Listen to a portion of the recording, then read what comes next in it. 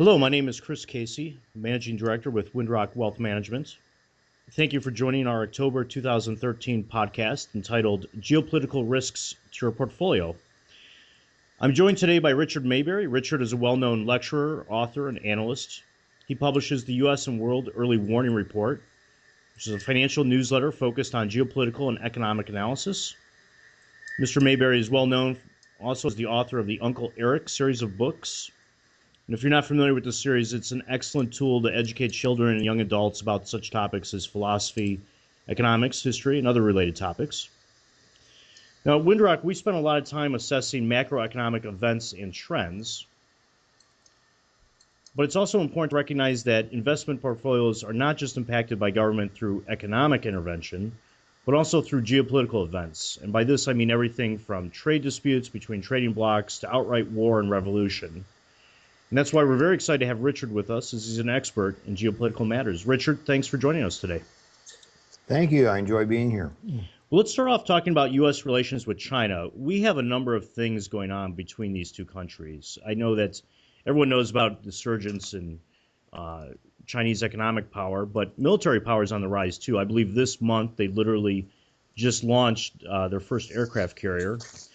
You have the disputes with Japan and Taiwan on the Senkaku Islands. You have the ongoing flare-ups with Korea.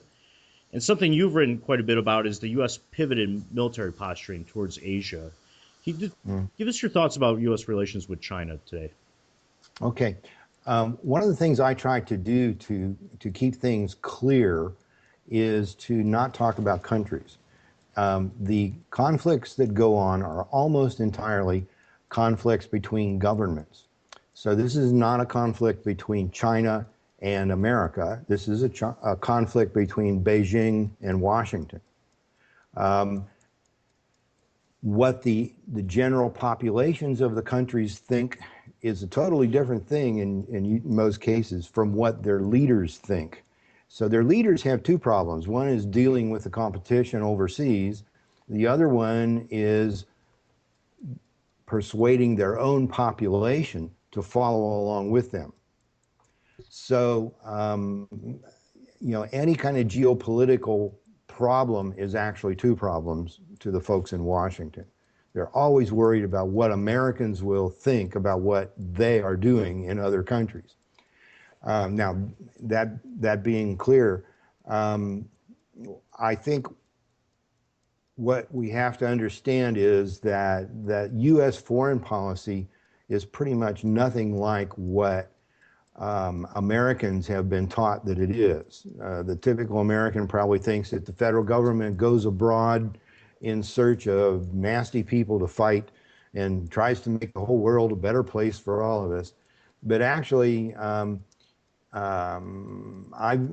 got some real world experience along those lines. In the 1960s, I was in the Air Force's 605th Special Operations Squadron, and we worked with the CIA's School of Americas in Central and South America. I was one of the people that helped train Manuel Noriega. So I have some experience with real politics, not elections and the Republicans and the Democrats and speeches and what's normally thought as politics, but the real stuff, the stuff that comes out of the barrel of a gun. And let me tell you, the U.S. government meddles in practically every country in the world, and they have a lot of their own pet dictators, and those dictators are hated by their own people. So that's the background of what a lot of Washington's behavior is about, and what is going on in the South China Sea area with the pivot is they are moving U.S. forces in there. They're beefing up, among other things, the bases on Okinawa, excuse me, and that's China's front yard. That historically, for many, many centuries, Beijing or whoever was ruling China also dominated that part of the world in the same way that the U.S. government dominates the Gulf of Mexico, let's say, or the shores along both coasts of the United States. So the U.S. moving into the South China Sea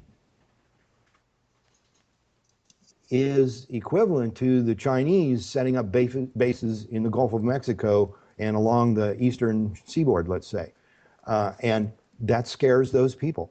You look back at the history between the Europeans and Americans versus the Chinese, it's horrible. The Europeans just conquered most of China, and the Chinese are always scared of outsiders. And here the U.S. government is moving its Navy ships and its troops into this sensitive area that the Chinese regard as sort of a buffer between them and the nasty outside world that conquered them in the past. So while Americans tend to see this as a no big deal, it's international waters, we've got a right to be there, so we're going to be there, and there's nothing wrong with what we're doing. The feelings of the average Chinese are entirely different. They remember the conquests of the past. They're afraid, and so they naturally rally behind their protection, which is Beijing, their government. So Beijing can play that card a lot. They can keep pointing at the Americans who are moving into their territory and saying, you people have to support me. You have to back me up because I'm protecting you against these foreign invaders. And that's how they see us. It's called the South China Sea, and it's called the East China Sea because it was dominated by China. And the U.S. encroachments are really scaring a lot of people there. Well, I imagine they also feel some angst regarding the Japanese as well, and specifically over the Senkaku Islands. Is there a potential for outright military conflict there?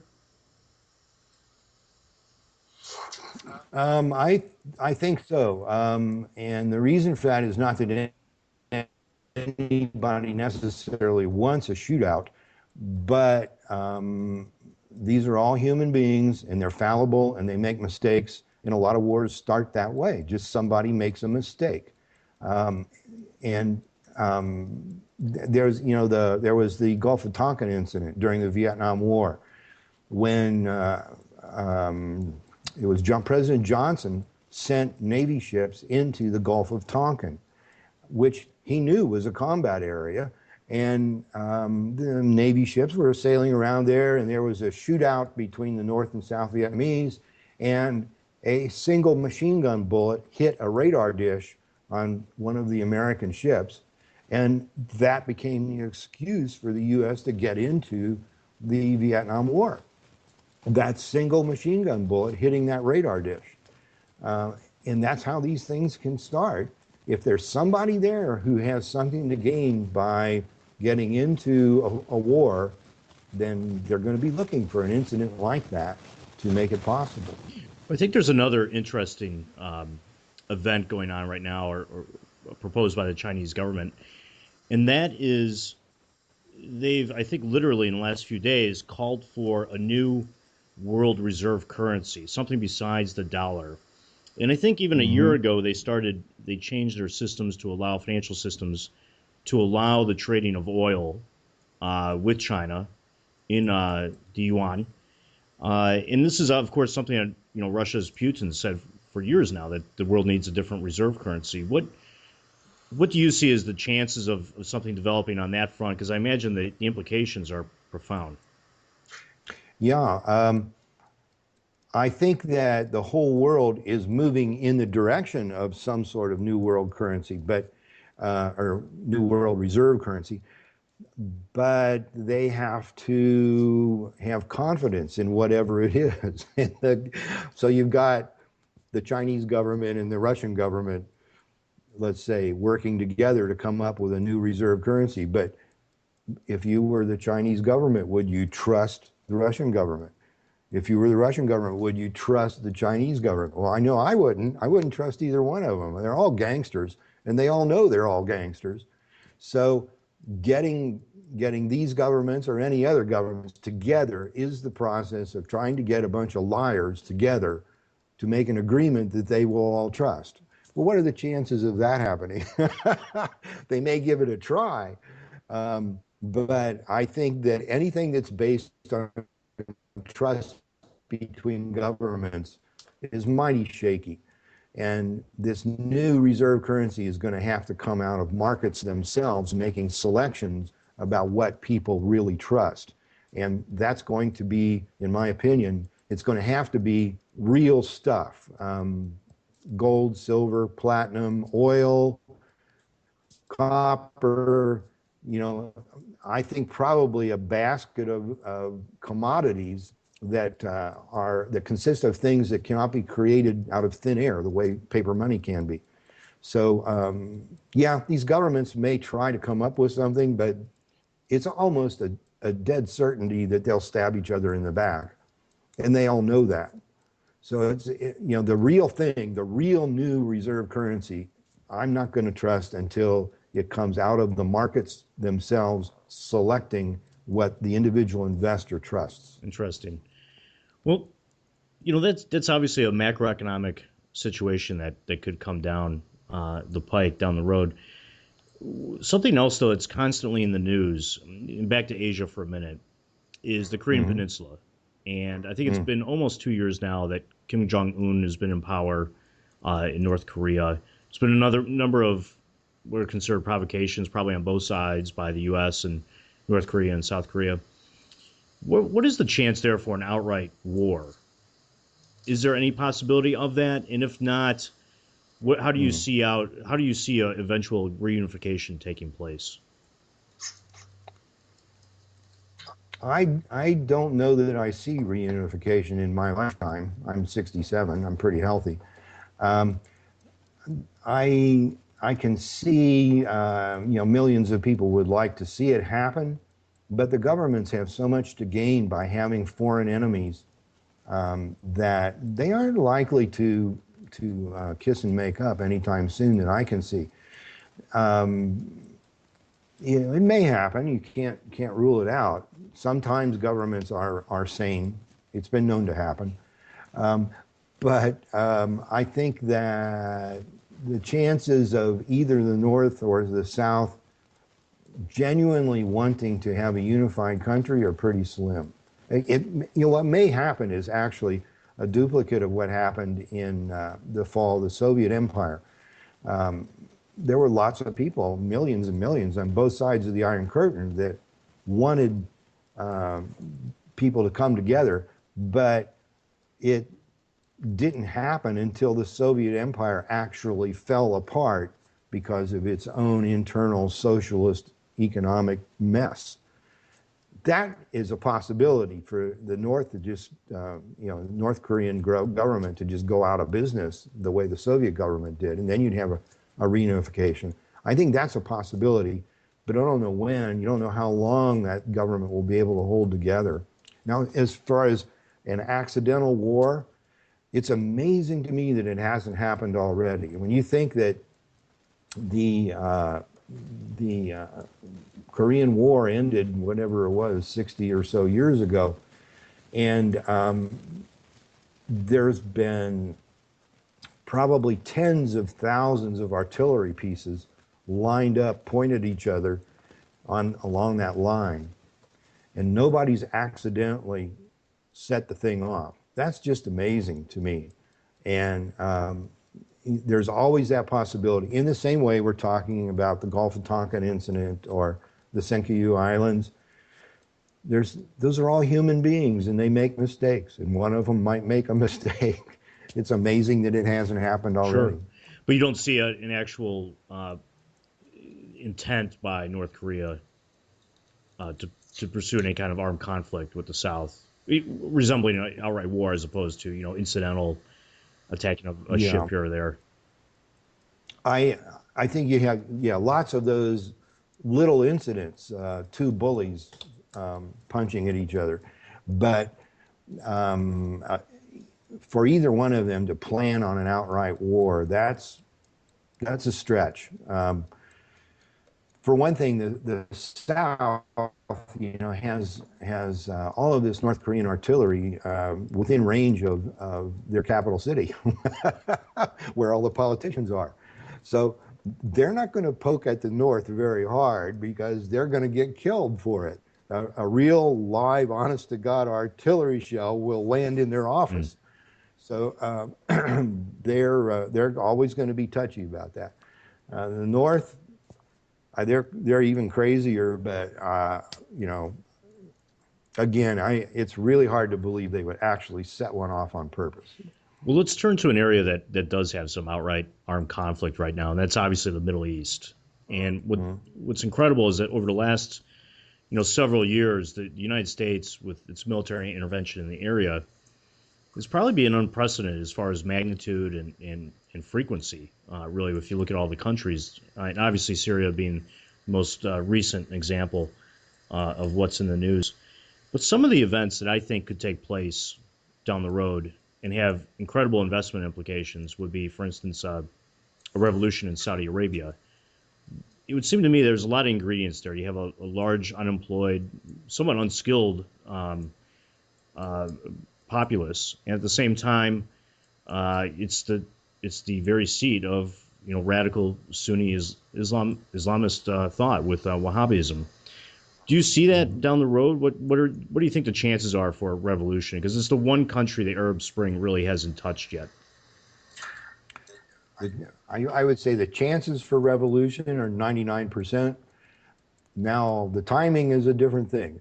I wrote an article, a long report on this back in 1995, I think, and I was pretty much sure that the Saudis are going to be overthrown anytime then. And I have been astounded at how wrong I was and how long they have lasted. Something that the audience may not realize is that the Saudi Arabia is an artificial country created by the British. And the British government essentially backed the Saudi tribe in the Saudi tribe's conquest of the other tribes on the peninsula. So the fundamental underlying geopolitical situation in Saudi Arabia is that you have a one tribe that conquered all the others with outside help, and it's still trying to hang on to the whole Saudi Arabian peninsula. The real name of the place is Arabia. It's not Saudi Arabia. It's Arabia. But the Saudi tribe took it over. It would be like the Jones family taking over Texas and renaming it Jones, Texas. That's what Saudi Arabia Or the Bush is. family. And yeah, very possibly. Yeah.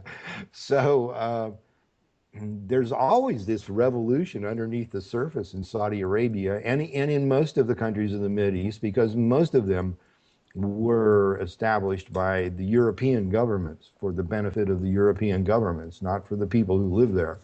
So they're all a bunch of simmering revolutions.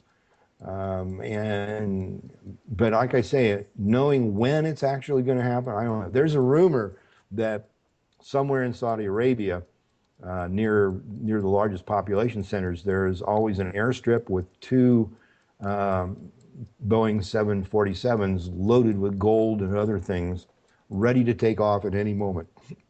Always. I don't know if that's true or not, but if I were a member of the Saudi royal family, I would want one of those planes out there all the They time. probably need more than two planes, considering there's 5,000 princes or what have you out there. Yeah, right. Um, True, true. well, Hmm. in that eventuality, if that takes place, what are the implications, say, for oil? I mean, how high could oil go if something like that happens? Oh, I think just on the geopolitical pressure alone, oil would, uh, easily double, I would think, because whatever happens isn't likely to be confined to Saudi Arabia. It would spread throughout the Persian Gulf, and maybe elsewhere from there. So it's very likely to me that the oil at that time, from whatever price it would double because of that. Now, I'm not saying it would double and stay there. That's a very important point. I think it would spike to a doubling, but it would come right back down again. The world would wake up and realize there's a lot of other sources of oil, and that the oil that is in the Persian Gulf, most of it is still going to be there when it's all over with. You might burn down the facilities, But the oil is still going to be in the ground, and it's still going to be fairly close to the surface and easy to get at. So whatever rises in the price that you would see would be temporary. I would be really surprised if they would last more than 6 months or a year, let's say. And what about another possibility of spiking the price of oil? And that would be any kind of Iranian, well, an Israeli-Iranian conflict or U.S.-Iranian conflict. How do you see that playing out? Obviously, with the most recent presidential election, there's been some of a reapproachment between the U.S. and Iran. How do you see that situation going forward? There may be something that looks like friendliness and agreement that will happen, but both governments have so much to gain by continuing this standoff that they have going on that if I had to bet money on it, I would bet that it will continue, that they'll continue aggravating each other, because there's a old principle that was first said, as far as we know, by Aesop, the Greek philosopher, who said that when the tyrant has disposed of foreign enemies by conquest or treaty, and there is nothing to fear from them, then he's always stirring up some war or another in order that the people will require a leader. Now, that drives a huge amount of geopolitics. That simple fact that governments need foreign enemies for their own populations to follow them, to be loyal to them. So the more that the government of Israel, the government of the U.S., whoever else, prods the Iranian government, the better the Iranian government likes it, because it reinforces the loyalty of their own population. And back in the other direction, the U.S. government is tolerated by an awful lot of Americans because they see it as a shield against foreign enemies. So in any kind of a geopolitical conflict, the governments are, to a large extent, even though they look like enemies, they're actually partners in the deal. And so it looks like you don't foresee any kind of Israeli attack, or is that window closed essentially? No, I wouldn't say that. There's a lot of nuts around who are willing to start wars. So, wars are not natural disasters or accidents. Wars happen because somebody wants them to happen. And I'm sure there are people in Israel who want one to happen, just as there are people in Washington who want one to happen. And if if those people work themselves into a position where they can trigger it off, then I'm sure they will. So I think there's always some possibility that the Israeli officials, some of them, will trigger off a war with Iran, and the U.S. too. Maybe the both of them together. We're not talking about people here who are terribly honorable. So you have to always keep that in mind. And it relates to the United States. What is the capability really to have another front or another war, given the financial situation of the United States government? Yeah. Do you see it as any kind of additional war as kind of a final or a catalyst really to have this debt situation come to a head? Wow. Well, maybe. What I look at always is that the U.S. government, when it established its foreign policy back in the 1940s, after World War II, they established this idea that they are entitled to go anywhere they want, do anything they want, meddle in any country, turn any country into a democracy, subsidize anybody, police anybody. That was established in the 1940s, and they were able to do it then because they had built, for World War II, 146 aircraft carriers. So if anybody anywhere in the world did anything that the U.S. government didn't like, there would be dozens of aircraft carriers headed in their direction, which would really get their attention, I'm sure. Today, the U.S. government has 10 aircraft carriers total. So in all those years, it has declined from 146 carriers down to 10, but it's still pursuing the same foreign policy, assuming it has the right to meddle in all these other countries. So they're going to do it. Political power seekers are drawn to the power, and once they have the power, they want to use it on somebody, and they're going to use it. So the question is just who are they going to use it on? And we can't really tell, but now I don't know where I was going with that whole point. Let's tie it all together from an investment perspective. I know based on your newsletter, you're very bullish on at least certain defense stocks and probably for defense spending in general. You had already mentioned that there's the potential for at least a temporary spike in oil, with given a couple different scenarios that could play out in the Middle East. There's the potential for a reserve currency down the road that replaces the U.S. dollar, but it would be market driven, not from some agreement between various governments. And I imagine that possibility could spike inflation in the United States as all those dollars would be repatriated, no longer needed to be held for trading or for other purposes. Anything else that people should be aware of for their investment portfolios from a geopolitical standpoint? Well, there's so many different things going on all the time. I don't know. A principle that I always go from is that people who are in politics are there because they want power, and once they have the power, they want to use it on somebody. So don't believe the public face of foreign policy.